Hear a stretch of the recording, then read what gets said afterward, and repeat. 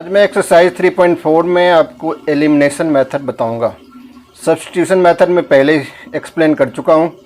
आज ओनली मैं elimination method के बारे में बताऊंगा। चाहे आप किसी भी मेथड से इक्वेशन को सॉल्व करो, आंसर ऑलवेज जो है वो इक्वल आते हैं। चाहे एलिमिनेशन मेथड करो, सब्स्टिट्यूशन मेथड करो, या फिर आने वाला जो क्रॉस मल्टीप्लिकेशन मेथड है। और एक और मेथड आपने पहले ही पढ़ चुका है, उसका नाम था ग्राफिकल मेथड। ग्राफिकल मेथड से भी जो हम आंसर निकालेंगे, चारों के आंसर क्या होंगे, सबके सब इक्वल ही आएंगे ऑलवेज।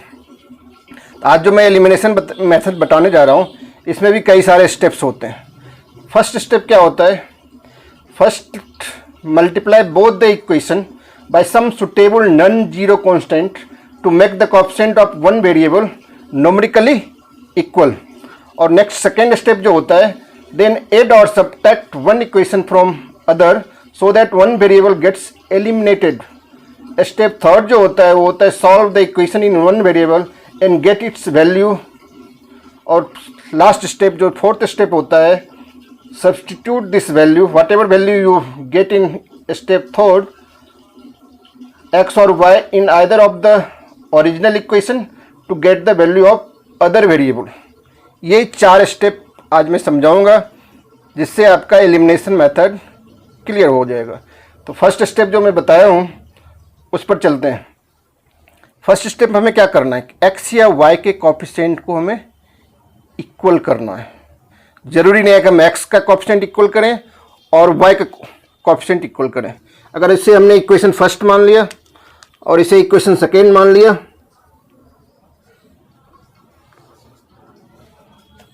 अब हम क्या करें कि कोई एक कोएफिशिएंट जो है वो इक्वल हो जाए। तो इस इक्वेशन में हम, इसमें जरूरी नहीं है कि हम दोनों इक्वेशन को किसी न्यूमेरिकल वैल्यू से मल्टीप्लाई करें। कभी कभी क्या होता है कि हमें दोनों में मल्टीप्लाई करना पड़ेगा, कभी ऐसा होगा कि हमें खाली एक में ही मल्टीप्लाई करना पड़े, और कभी हम इसे ऐड भी करेंगे, कभी हम सबट्रैक्ट करेंगे। ये सब कंडीशन जो है क्वेश्चन के कंडीशन पर डिपेंड करता है। अभी हम क्या करते हैं, फर्स्ट इक्वेशन को 3 से मल्टीप्लाई करते हैं। Multiply equation first by 3। अगर इक्वेशन फर्स्ट को हम 3 से मल्टीप्लाई करेंगे तो हमारा इक्वेशन क्या बन जाएगा, 3x प्लस 3y इक्वल्स 15। ये इक्वेशन हमारा थर्ड हो गया। अब हम ध्यान से देखेंगे तो थर्ड इक्वेशन और सेकेंड इक्वेशन का y का जो कोएफिशिएंट है वो न्यूमेरिकली इक्वल है। अब न्यूमेरिकली इक्वल है तो एक में माइनस साइन है, एक में प्लस साइन है। आपको पता है कि प्लस और माइनस कैंसिल आउट हो जाते हैं अगर न्यूमेरिकली इक्वल है। इससे क्या होगा कि हमारा y का जो वैल्यू है, y का जो टर्म है वो एलिमिनेट हो जाएगा। तो यहाँ जो एलिमिनेट होगा वो ऐड करने पर होगा, इसीलिए हम सेकेंड और थर्ड इक्वेशन को ऐड करने जा रहे हैं। तो हम लिखेंगे add equation second and third. अब तक क्लियर हो गया होगा कि हम ऐड ही क्यों कर रहे हैं। सेकेंड इक्वेशन हमारा है 2x minus 3y equals 4। Third equation हमारा है 3x प्लस 3y इक्वल्स 15। जब हम ऐड करेंगे तो 3y कैंसिल आउट हो जाएगा।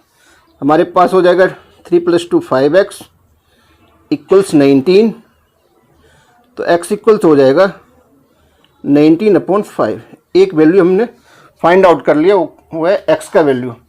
अब इस वैल्यू को हम किसी भी इक्वेशन में पुट कर लेंगे।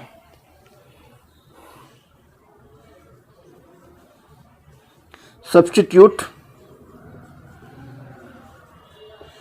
This value of x in equation first. यहाँ भी कंपलसरी नहीं है कि हम फर्स्ट में वैल्यू पुट करें, हम फर्स्ट में भी कर सकते हैं, सेकेंड में भी कर सकते हैं, यहाँ तक कि भी हम थर्ड में भी कर सकते हैं। तो हम फर्स्ट में वैल्यू पुट करने जा रहे हैं। फर्स्ट इक्वेशन हमारा क्या है, x प्लस वाई इक्वल्स 5। x की जगह हमने लिख दिया। अब x की जगह हम वैल्यू पुट कर लेते हैं 19/5 प्लस वाई इक्वल्स 5। तो y इक्वल्स क्या हो जाएगा, 5 - 19/5। तो 5 अगर एलसीएम ले लेंगे तो ये हो जाएगा 25 - 19। 25 - 19 कितना होता है, 6। 6/5। ये y का वैल्यू हो गया और ये x का वैल्यू। इस तरह से हमने x और y का वैल्यू फाइंड आउट कर लिया। अब हम इसी इक्वेशन को, अभी तो हमने क्या किया था, अब हमने y को एलिमिनेट करने का प्रयास किया था। अब हम इसी क्वेश्चन में आपको थोड़ा एक्सप्लेन कर देता हूँ। अगर हम x को एलिमिनेट करना चाहें तो हमें क्या करना पड़ेगा। तो x को एलिमिनेट करने के लिए, हालांकि इस क्वेश्चन का सॉल्यूशन निकल चुका है, लेकिन फिर भी मैं आपको इसमें एक चीज़ और समझा देता हूँ। अगर हम x को एलिमिनेट करना चाहेंगे तो हमें फर्स्ट इक्वेशन में क्या मल्टीप्लाई करना पड़ेगा। फर्स्ट इक्वेशन में हम यहाँ 3 से मल्टीप्लाई किए थे, हम चाहें तो 2 से भी मल्टीप्लाई कर सकते हैं। Multiply equation first by 2। और 2 से क्यों मल्टीप्लाई करेंगे अभी थोड़ी देर में क्लियर हो जाएगा। अगर 2 से मल्टीप्लाई करेंगे तो फर्स्ट इक्वेशन हमारा बन जाएगा 2x + 2y = 10। इस इक्वेशन को फिलहाल फिर से थर्ड मान लेते हैं। अब सब्ट्रैक्ट करेंगे हम थर्ड को सेकेंड से, तो लिख लेते हैं subtract equation third from second. Second equation हमारा है 2x - 3y = 4 और थर्ड है 2x + 2y = 10। यहाँ सब्ट्रैक्ट क्यों करेंगे, क्योंकि हम देख रहे हैं कि x का न्यूमेरिक कोएफिशिएंट जो है वो न्यूमेरिकली इक्वल है, लेकिन साइन भी इक्वल है। साइन अगर इक्वल होता है तो कैंसिल आउट नहीं होता, इसीलिए हमें यहाँ सब्ट्रैक्ट ही करना पड़ेगा। सब्ट्रैक्ट करने के लिए यहाँ साइन चेंज होगा। अब x के जो टर्म है वो एलिमिनेट हो जाएंगे, हमारे पास बच जाएंगे -3 - 2 यानी -5y = -6। तो y इक्वल्स हो जाएगा 6/5। y का वैल्यू निकल जाएगा। अब इस y के वैल्यू को हम किसी भी इक्वेशन में सब्स्टिट्यूट कर लेंगे। Substitute this value of y in equation first. First equation हमारा है x + y = 5।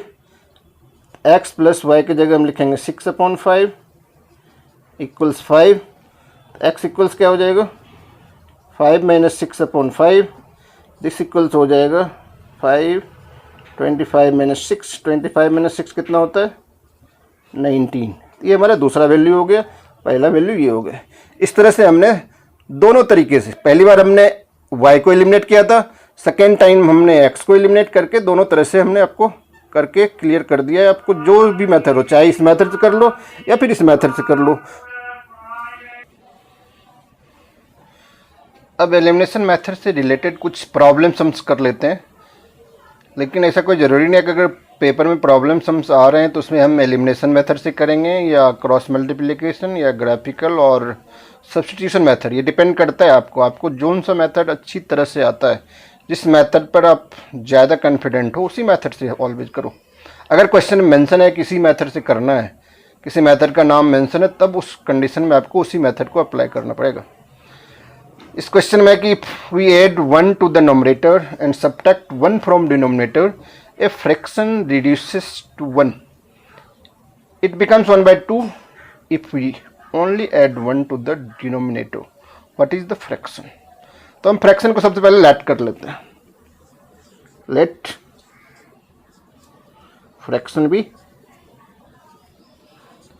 x/y। अब क्वेश्चन में क्या कर रहे हैं, फर्स्ट जो कंडीशन है उसमें कह रहा है if we add 1 to the numerator. तो नोमरेटर यहाँ x है, इसमें हमने 1 ऐड कर लिया। And subtract 1 from the denominator, तो हमने 1 सब्ट्रैक्ट कर लिया। तो हमारा जो फ्रैक्शन होगा वो 1 हो जाएगा। एक क्वेश्चन में कह रहा है। अब हमने इसे क्रॉस मल्टीप्लाई कर लिया, तो x + 1 इक्वल्स हो जाएगा y - 1। तो x - y इक्वल्स हो जाएगा -2। ये इक्वेशन फर्स्ट हो गया। सिमिलरली सेकेंड इक्वेशन क्या हो जाएगा, सेकेंड कंडीशन क्वेश्चन कह रहा है कि ए फ्रैक्शन रिड्यूसेस टू 1। ये तो फर्स्ट कंडीशन था। सेकेंड कंडीशन कह रहा है it becomes 1/2 if we only add 1 to the denominator. अब हमें ओनली डिनोमिनेटर में 1 ऐड करना है, यानी नोमरेटर में कुछ नहीं करना है। डिनोमिनेटर में 1 ऐड करना है तो हमारा फ्रैक्शन जो है वो 1/2 बन जाएगा। इसे भी क्रॉस मल्टीप्लाई कर लेंगे, 2x इक्वल्स y प्लस 1, तो 2x माइनस वाई इक्वल्स हो जाएगा 1। ये हमारा हो गया इक्वेशन सेकेंड। अब अगर हम ध्यान से देखेंगे इक्वेशन फर्स्ट और सेकेंड को, तो दोनों का जो y का कोएफिशिएंट है वो इक्वल है। अगर कोएफिशिएंट इक्वल है तो हमें दो में से किसी भी इक्वेशन में किसी भी न्यूमेरिकल वैल्यू से हम मल्टीप्लाई करने की कोई ज़रूरत नहीं है, खास करके जब हम एलिमिनेशन मेथड को अप्लाई कर रहे हैं तब। तो इसमें हम क्या करेंगे, जब हमें मल्टीप्लाई करने की ज़रूरत नहीं है तो इधर ये ऐड कर लेंगे और सब्ट्रैक्ट कर लेंगे। अब हमें ऐड करना पड़ेगा, एक सब्ट्रैक्ट करना पड़ेगा, ये भी हमें ध्यान से देखना पड़ेगा। यहाँ देख रहे हैं कि y के पहले भी माइनस साइन है और दूसरे इक्वेशन के y के पहले भी माइनस साइन है, दोनों में इक्वल साइन है, इसीलिए हमें क्या करना पड़ेगा, सब्ट्रैक्ट करना पड़ेगा। डायरेक्ट लिखेंगे subtract equation first from second. कोई जरूरी नहीं कि हम फर्स्ट फ्रॉम सेकेंड ही लिखें, सेकेंड फ्रॉम फर्स्ट भी लिख सकते हैं, लेकिन यहाँ हमने लिख दिया फर्स्ट फ्रॉम सेकेंड, इसीलिए सेकेंड इक्वेशन हम ऊपर लिखेंगे। 2x minus y equals 1। First equation हमारा है x माइनस वाई इक्वल्स -2। जब हम सब्ट्रैक्ट करते हैं तो साइन चेंज करते हैं, ये माइनस हो जाएगा, ये प्लस हो जाएगा और ये भी प्लस हो जाएगा, तो y और y कैंसिल आउट हो जाएगा। 2x माइनस x हो जाएगा, 2 + 1 मिलके 3 हो जाएगा, यानी x का वैल्यू क्या हो गया 3। अब इस वैल्यू को हम किसी भी इक्वेशन में सब्स्टिट्यूट कर लेंगे। Substitute this value of x in equation first second, किसी में हम सब्स्टिट्यूट कर सकते हैं। फर्स्ट इक्वेशन हमारा x minus y equals -2, x की जगह हमने 3 लिख दिया, minus y equals -2, minus y equals हो जाएगा -5, तो y इक्वल्स हो जाएगा 5। लेकिन हमें क्या निकालना है, फ्रैक्शन। फ्रैक्शन क्या हो जाएगा, फ्रैक्शन हमारा हो जाएगा 3/5। यही आंसर हो गया। नेक्स्ट प्रॉब्लम हम जो है उसको भी हम एलिमिनेशन मेथड से ही सॉल्व करेंगे। नेक्स्ट है 5 years ago Nuri was thrice as old as Sonu. 10 years later Nuri will be twice as old as Sonu. How old are Nuri and Sonu? सबसे पहले हम लेट करते हैं। लेट प्रेजेंट एज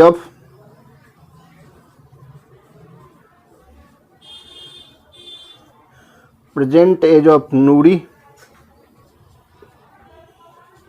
bx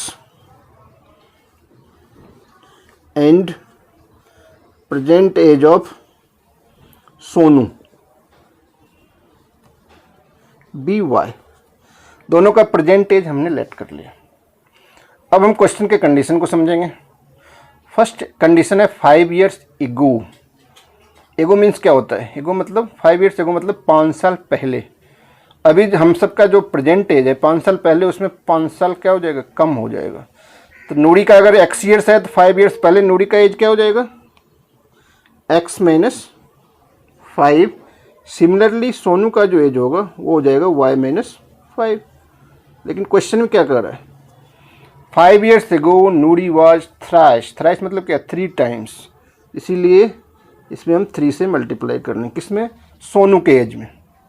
इसको expand करेंगे तो ये हो जाएगा x - 5 इक्वल्स 3y - 15।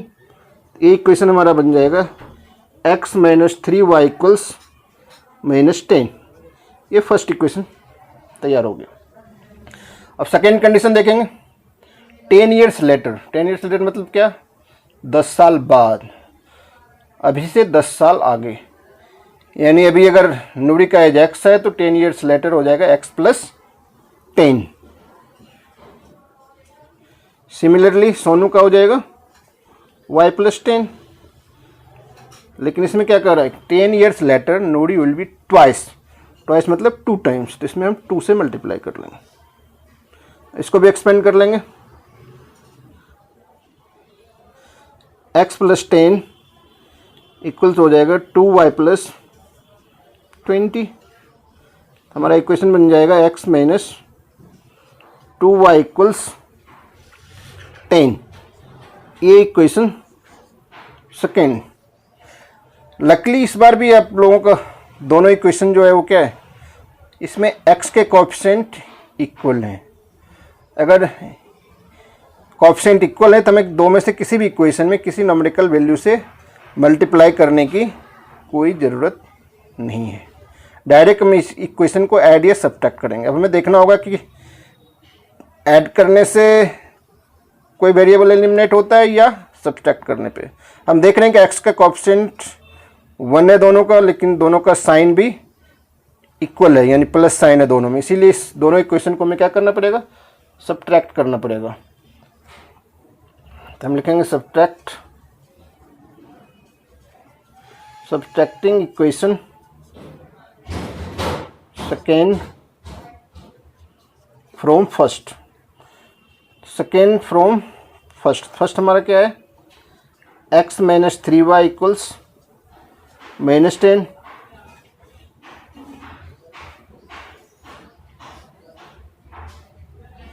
सेकेंड है हमारा x -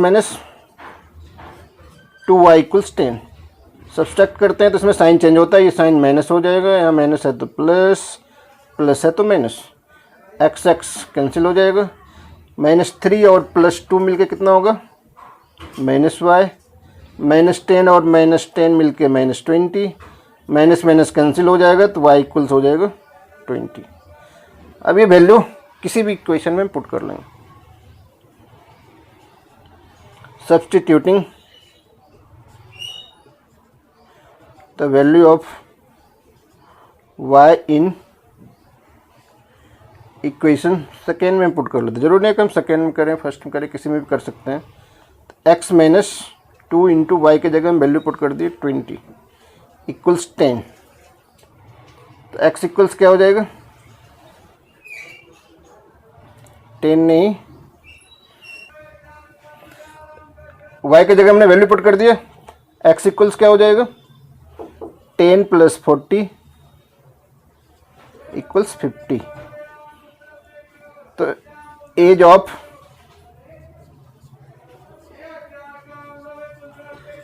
नूरी = 50 years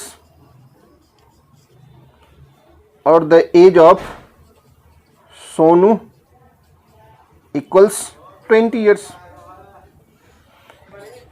इस तरह नूरी और सोनू का, नूरी का अगर 50 years हुआ तो सोनू का 20 years। यही हमारा आंसर हो गया। और इसके साथ 3.3 का फर्स्ट 2 प्रॉब्लम समझते उसको हमने सॉल्व कर लिया।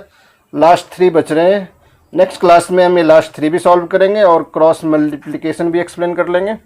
और तब तक आप इसे देखते रहो। अगर बाई चांस कोई क्वेश्चन अच्छी तरह से समझ में नहीं आ रहा है तो उसे रिपीट करके उस वीडियो को आप देख सकते हैं, सब्सक्राइब कर सकते हैं और अपने फ्रेंड में, रिलेटिव्स में शेयर भी कर सकते हैं।